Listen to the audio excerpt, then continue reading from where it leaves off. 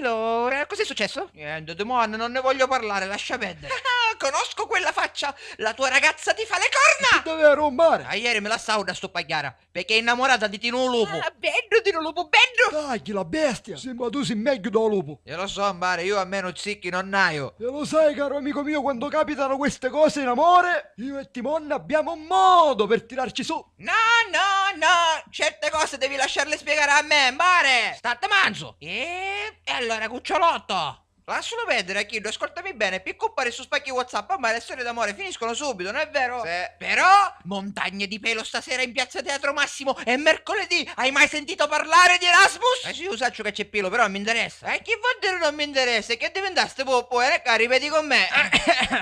Mi piace la patata! Cosa? Mi piace la patata! Vuol dire che te ne fotte? Mi piace la patata! Ma che dolce poesia! Mi piace la patata! Tutta frenesia! Senza pensieri, la tua vita sarà.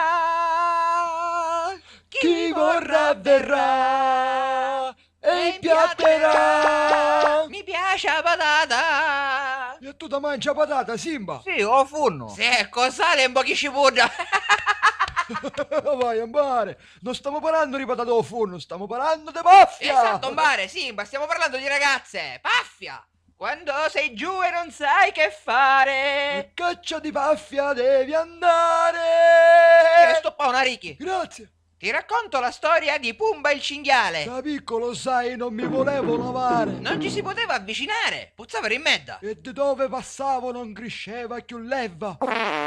E gli animali scappavano. Tutti mi evitavano! Se restavano lì, do feto, occupavano. Oh, che vergogna! Vedeva come banco una tonnina. Io soffrivo! E perché soffrivi? Perché non avevo la patata! E allora che facevi? Ma menava! Ehi, animale, vedi che ci sono i piccirini. Scusa! Mi piace la patata, sembra quasi poesia.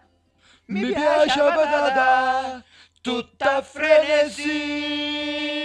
Senza pensieri, la tua vita sarà. Dai, canta un bare! Chi vorrà verrà. E impiatterà. Mi piace la patata,